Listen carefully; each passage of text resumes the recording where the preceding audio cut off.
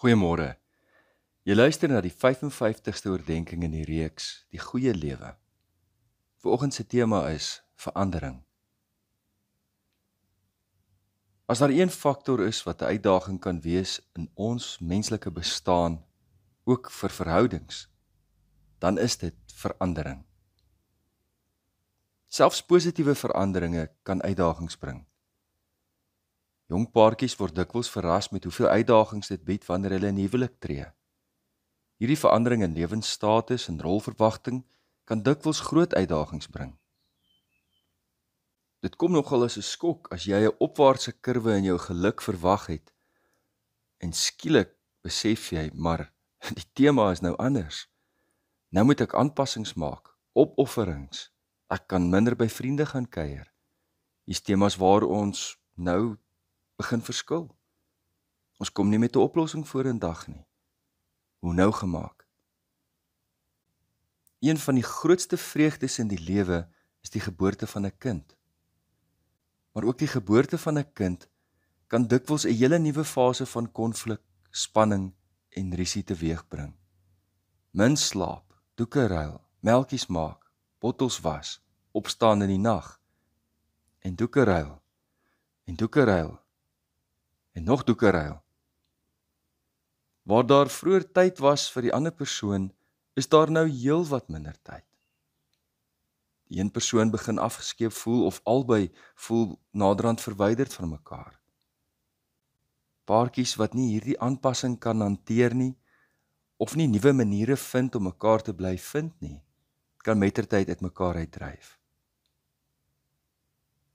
In beide hierdie gevalle sê die navorsers van The Good Life, ons moenie bekommerd wees nie. Moenie dink jou huwelik is verby as hierdie konflik toeneem nie, as hierdie veranderinge uitdagings bring nie. Navorsing sê, dis doodnormaal, dat daar 'n afname in huweliksgeluk kan wees na die geboorte van 'n kind of kinders. Navorsing wys vir ons daarop, dat die eerste jare van die huwelik inderdaad die moeilikste jare is om aan te pas. Maar byt vas, druk deur. Dis alles die moeite werd. Van my kant af wil ek byvoeg dat, ja, hoewel die geboorte van 'n kind uitdagings bring aan 'n paartjie, kan dit ook 'n verhouding hegter maak.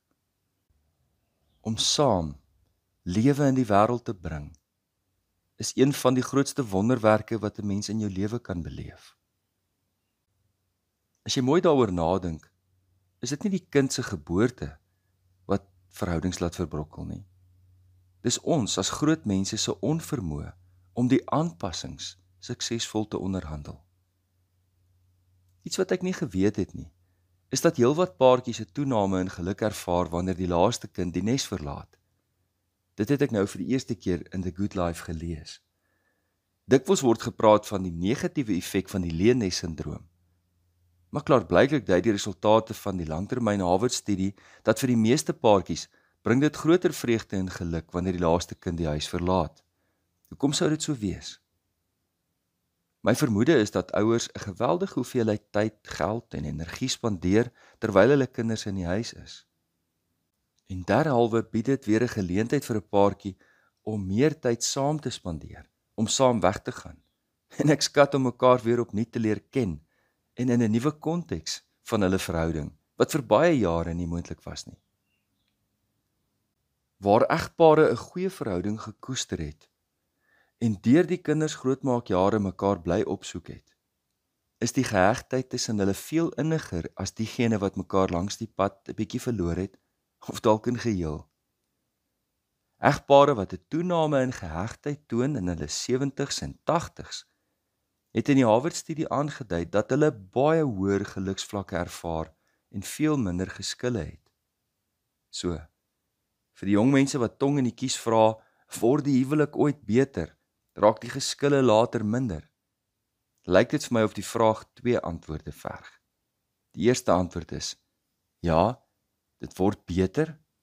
En die tweede antwoord, as jy nou reeds goeie besluite maak om 'n hegte verhouding met jou lewensmaat te bly koester.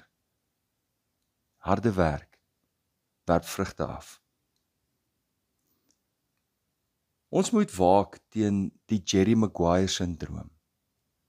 In die 1996 film Jerry Maguire speel Tom Cruise en Renée Zellweger die hoofrolle.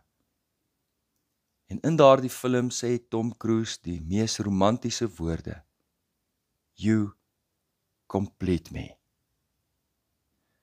Die Harvard-studie het bevind dat bitter min intieme verhoudings aan daardie kriteria voldoen. Asof een mens aan jou alles kan bied wat jy nodig het. Huwelikskenners wys daarop dat egskeidings in die Weste juis gestyg het, vanweë die hoë verwagting wat daar aan die huwelik gestel word. Met industrialisasie het egskeidings inderdaad skerp toegeneem, en die rede daarvoor was dat, tot en met die 1850s, was die huwelik ingebed in 'n groter gemeenskap van familie en gemeenskapslede. Maar vandaar het huwelike al meer die gestalte aangeneem van net twee mense wat op mekaar aangewese is, twee romantiese vennote. As gevolg van groot verskywings sedert die opkoms van industrialisasie tydens die 1850s en verder, het groot ekonomiese en kulturele verskywings gevolg. Mense het wyd begin rondtrek, weg van uitgebreide families en ondersteuningsnetwerke. Baie mense het vanweë hulle werk gereeld rondgetrek en bly rondtrek, en derhalwe het hulle gesukkel om langtermyn vriendskappe te kweek. Dus, my huweliksmaat moes begin voldoen aan al hierdie behoeftes. Hulle moet voorsien in inkomste, liefde, intimiteit, advies, ondersteuning, vermaak en nog my beste vriend wees. En vir baie verhoudings is dit net te veel gevra. En natuurlik het Hollywood later met sy reuse verwagting dat ek hierdie ekstase en romantiese vreugde en uitbundigheid gaan ervaar, 'n onrealistiese verwagting geskep aan die huwelik.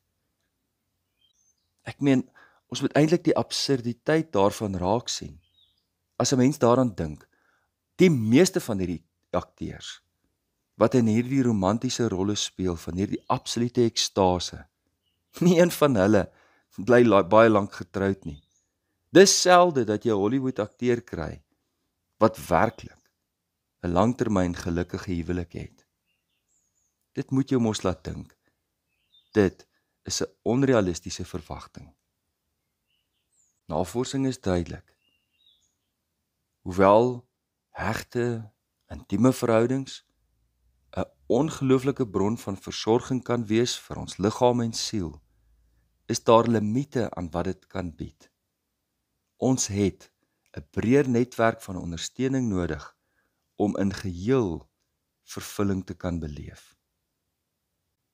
Al hierdie veranderinge van die lewe kan reuse spanning en konflik bring.